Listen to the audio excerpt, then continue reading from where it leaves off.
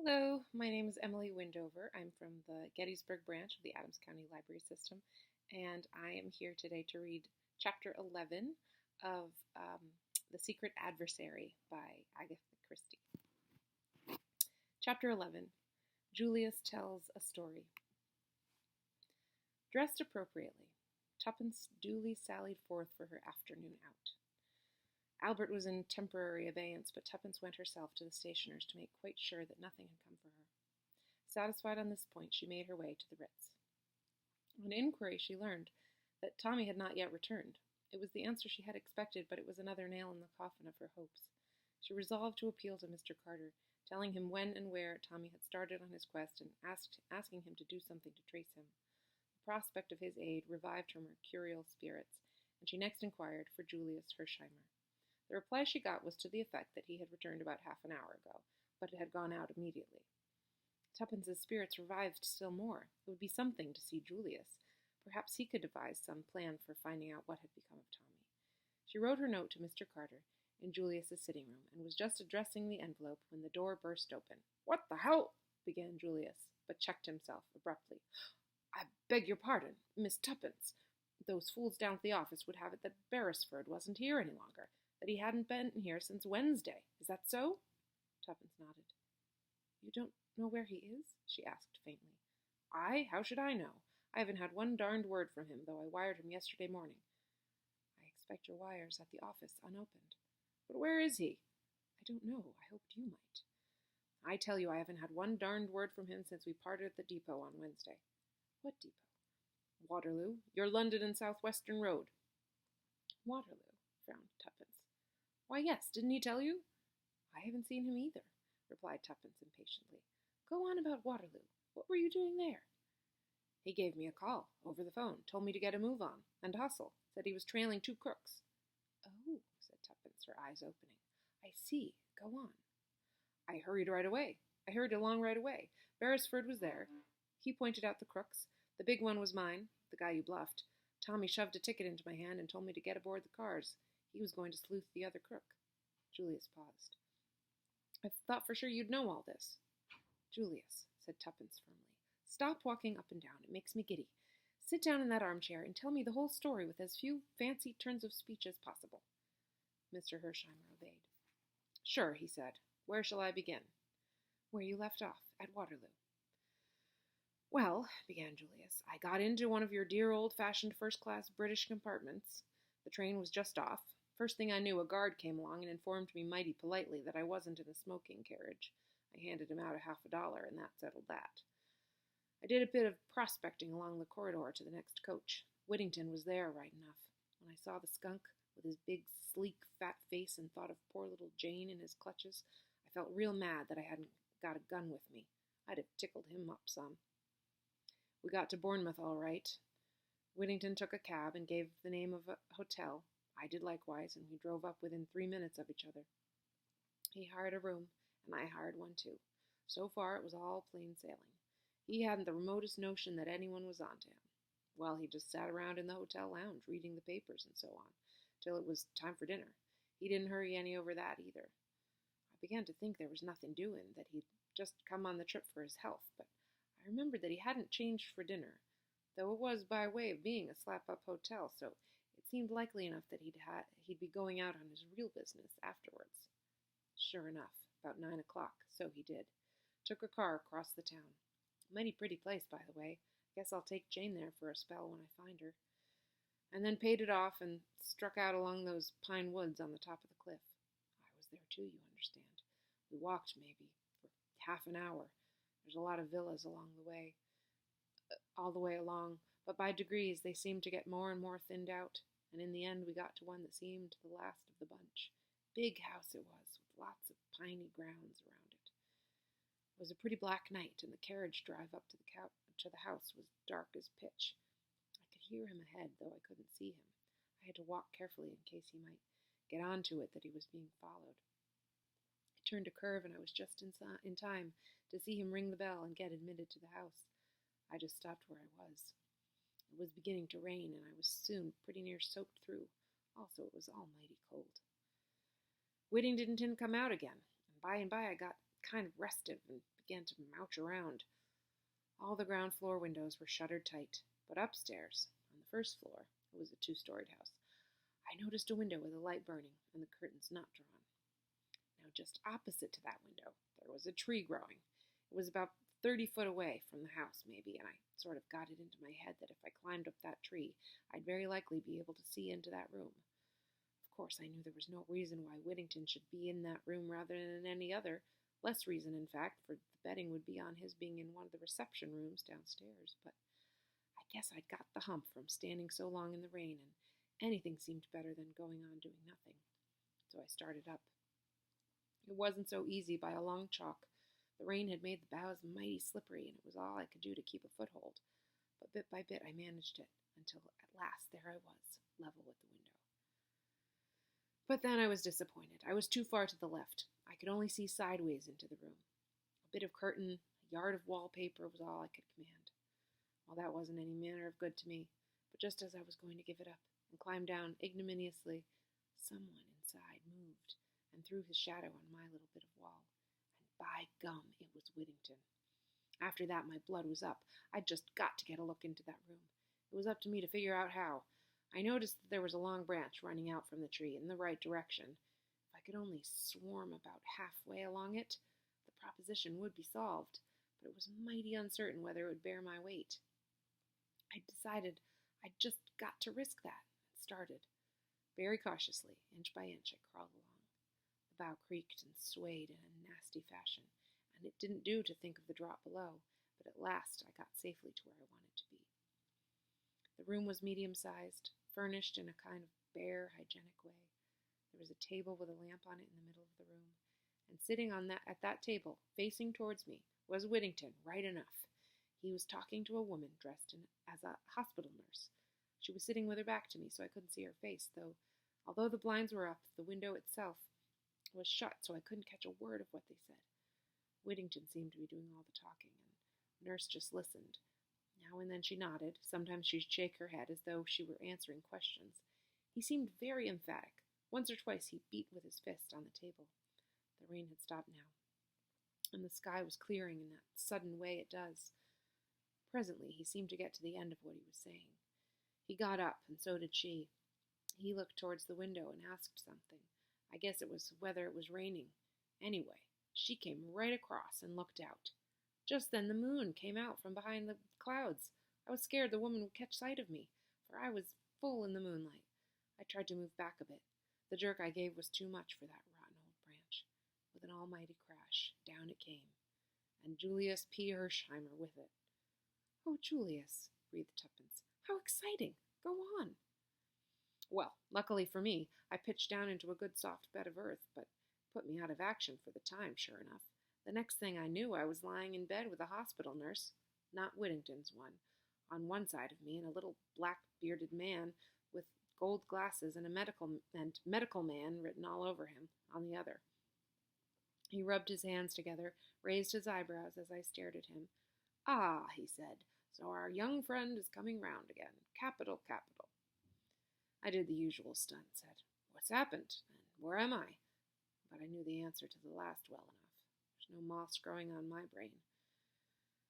"I think that'll do for the present, sister," said the little man, and the nurse left the room in a sort of brisk, well-trained way, but I caught her handing me out a look of deep curiosity as she passed through the door. That look of hers gave me an idea.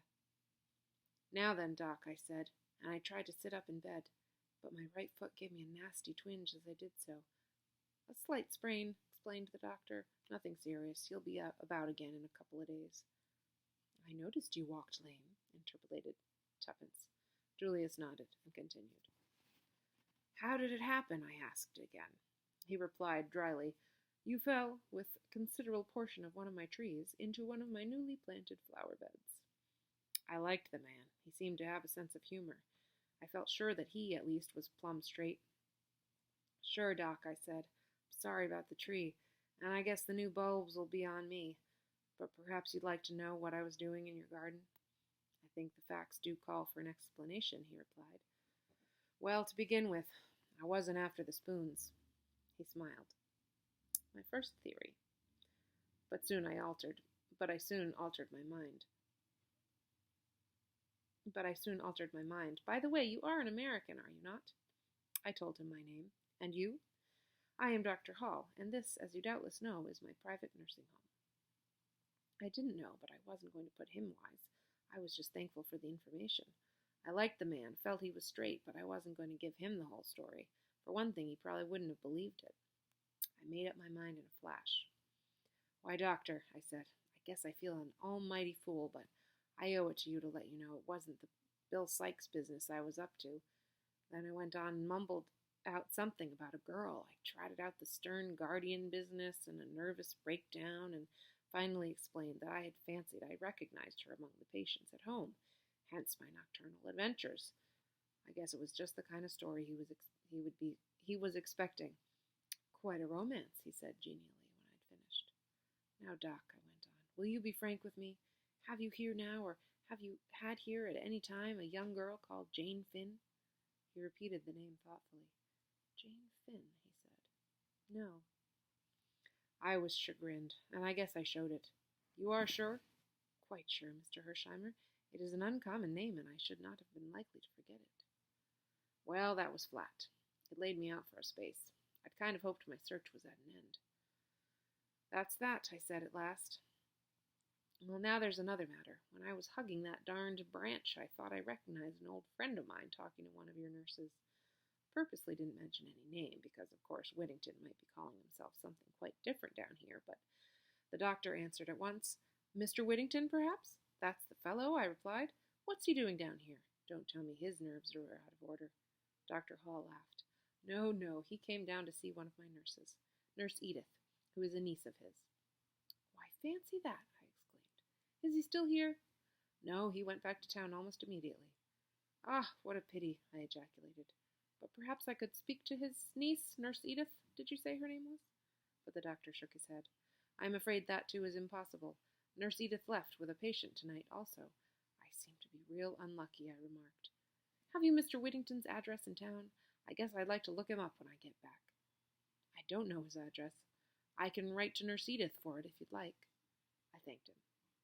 Don't say who it is wants it. I'd like to give him a little surprise. And that was about all I could do for the moment. Of course, if the girl really was Whittington's niece, she might be too cute to fall into the trap, but it was worth trying. Next thing I did was to write out a wire to Beresford saying where I was and that I was laid up with a sprained foot and telling him to come down if he wasn't busy. I had to be guarded in what I said. However, I didn't hear from him, and my foot soon got all right. It was only ricked and not really sprained, so today I said goodbye to the little doctor chap, asked him to send me word if he heard from Nurse Edith, and came right away back to town. Say, Miss Tuppence, you're looking mighty pale. It's Tommy, said Tuppence. What can have happened to him? Buck up. I guess he's all right, really. Why shouldn't he be? See here. It was a foreign-looking guy he went off after. Maybe they've gone abroad, to Poland or something like that. Tuppence shook her head. He couldn't without passports and things. Besides, I've seen that man, Boris something, since. He dined with Mrs. Vandemeyer last night. Mrs. who? Ah, I forgot. Of course you don't know all that. I'm listening, said Julius, and gave vent to his favorite expression. Put me wise. And Tuppence thereupon related the events of the last 2 days. Julius's astonishment and admiration were unbounded. Bully for you! Fancy you, a menial! Just tickles me to death. And then he added seriously, But say now, I don't like it, Miss Tuppence. I sure don't. You're just as plucky as they make 'em, but I wish you'd keep right out of this. These crooks we're up against would as soon croak a girl as a man any day. Do you think I'm afraid? Said Tuppence, indignantly, valiantly repressing memories of the steely glitter in Mrs. Vandemeyer's eyes. I said before you were darned plucky, but that doesn't alter facts. Oh, bother me, said Tuppence impatiently. Let's think about what can have happened to Tommy. I've written to Mr. Carter about it, she added, told him the gist of her letter. Julius nodded gravely. I guess that's good as far as it goes, but it's for us to get busy and do something. What can we do? Asked Tuppence, her spirits rising. Well, I guess we'd better get on the track of Boris. You say he's been to your place? Is he likely to come again? He might. I don't really know. I see. Well, I guess I'd better buy a car, a Slap up one. Dress as a chauffeur, and hang about outside. Then if Boris comes, you could make some kind of signal, and I'd trail him. How's that?" "Splendid, but he mightn't come for weeks." "Oh, we'll have to chance that. I'm glad you like the plan." He rose. "Where are you going?" "To buy the car, of course," replied Julius, surprised. "What make do you like? I guess you'll do some riding in it before we've finished." "Oh," said Tuppence faintly, "I like Rolls Royces, but—" "Sure," agreed Julius. "What you say goes. I'll get one." "But you can't at once," cried Tuppence. "People wait ages sometimes." "Little Julius doesn't," affirmed Mr. Hersheimer. "Don't you worry any. I'll be around in the car in half an hour." Tuppence got up. "You're awfully good, Julius, but I can't help feeling that it's rather a forlorn hope. I'm really pinning my faith to Mr. Carter." "Well, then I shouldn't." "Why?" "Just an idea of mine." "Oh, but he must do something. There's no one else. By the way, I forgot to tell you of a queer thing that happened this morning." And she narrated her encounter with Sir James Peel Edgerton. Julius was interested. "What did the guy mean, do you think?" he asked. "I don't know. I don't quite know," said Tuppence meditatively. "But I think that, in an ambiguous, legal, without prejudice, lawyer's way, he was trying to warn me." "Why should he?" "I don't know," confessed Tuppence, "but he looked kind and simply awfully clever. I wouldn't mind going to him and telling him everything." Somewhat to her surprise, Julius negatived the idea sharply. "See here," he said, "we don't want any lawyers mixed up in this. That guy couldn't help us any." "Well, I believe he could," reiterated Tuppence obstinately. "Don't you think it. So long. I'll be back in half an hour." And 35 minutes had elapsed when Julius returned. He took Tuppence by the arm and walked her to the window. "There she is." "Oh," said Tuppence, with a note of reverence in her voice as she gazed down at the enormous car. "She's some pacemaker, I can tell you," said Julius complacently.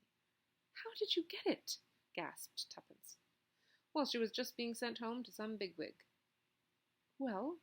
"I went round to his house," said Julius. "I said I reckoned that a car like that was worth every penny of $20,000.